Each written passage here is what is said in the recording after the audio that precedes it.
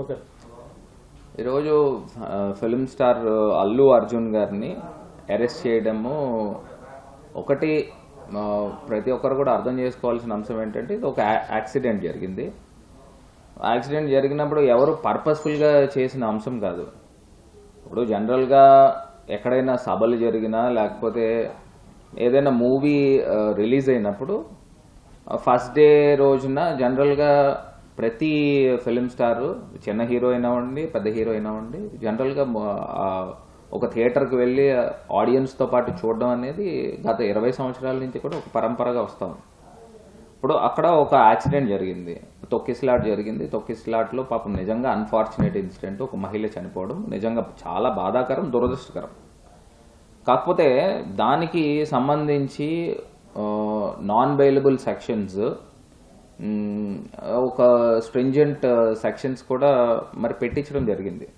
ఒకటి నేను చెప్పే అంశం ఏంటంటే జనరల్గా పబ్లిక్ గ్యాదరింగ్స్ అనేది జనరల్గా జరుగుతూ ఉంటాయి. ఇప్పుడు రాజకీయ నాయకులు సభలు పెడతా ఉంటారు, రాజకీయ నాయకులు సభలకు వస్తారు.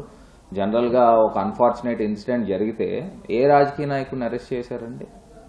ఇప్పుడు ఇదే నేను రాజమండ్రి పుష్కరాల గురించి చెప్తాను. రాజమండ్రి పుష్కరాల్లో చంద్రబాబు నాయుడు గారు అప్పుడు ముఖ్యమంత్రిగా ఉంటూ కుటుంబ సమేతంగా ఆయన పుణ్యస్నానము ఆచరించారు. తెల్లవారుజామున ముందు రోజు రాత్రి దగ్గర నుంచి ఆయన ముహూర్తం పొద్దున్నే 7ంటికి 8ంటికి వచ్చింది, 6ంటికి వచ్చిందో ఆ టైం దాకా కొన్ని లక్షల మంది ప్రజల్ని పుష్కర్ ఘాట్ దగ్గర జమ చేశారు. జమ చేసి ఆయన గోదావరి స్నానం ఆచరించిన తర్వాత ఆయన వెళ్ళిపోయిన తర్వాత ఒకసారి గేట్లు ఎత్తేశారు. అప్పుడు మరి స్టాంపేడ్ జరిగి సుమారుగా 29 మంది దాకా చనిపోయారు. చనిపోయినప్పుడు మరి చంద్రబాబు నాయుడు గారి పైన ఏ కేసు కట్టారండి? ఆయన్ని ఏ రకంగా అరెస్టులు చేశారండి? అంటే ఇది అన్ఫార్చునేట్ ఇన్సిడెంట్, ల్యాప్సెస్ అది క్లియర్గా జరిగిందని ప్రజలందరికీ తెలుసు. యాజ్ అ రాజమండ్రి వాస్తవ్యుడిగా మాకందరికీ కూడా తెలుసు. ఆయన కేవలము ఒక మీడియా హైప్తో, పబ్లిసిటీ హైప్తో జనాలందరూ ప్రజలందరూ కూడా అక్కడికి వచ్చి పుష్కర్ ఘాట్లోనే స్నానం చేయాలి అని ఒక సెంటిమెంట్ ఉంది. మరి ఆయన స్నానం చేసే టైంకి ఆయన వెళ్ళిపోయిన తర్వాత ఈ స్టాంపేడ్ జరిగింది. మరి 29 మంది చనిపోతే మరి చంద్రబాబు నాయుడు గారిని 29 సార్లు అరెస్ట్ చేయాలా అని అడుగుతున్నాం. అంటే ఇది నిజంగా ఒకటి యాక్సిడెంట్ జరగడం అనేది బాధాకరం.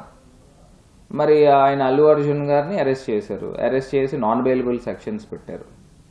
నిజంగా ఒకటి కూడా ప్రజలందరూ కూడా ఆలోచన చేయాలి, ఇదేం పర్పస్ఫుల్గా చేసిన అంశం కాదు కదండి. ఈ అంశం గురించి చెప్పాలనుకున్న అంశము ఇది. మరి ప్రతి రాజకీయ నాయకుడు ఏదో ఒక వేదికలో పబ్లిక్ గ్యాదరింగ్స్ జరుగుతాయి, జరిగినప్పుడు అన్ఫార్చునేట్ ఇన్సిడెంట్ జరిగితే ఎవరిని అరెస్ట్ చేశారండి? ఇది ఒక కొంత పొలిటికల్లీ మోటివేటెడ్గా అనిపిస్తుంది అనేది నా అభిప్రాయం.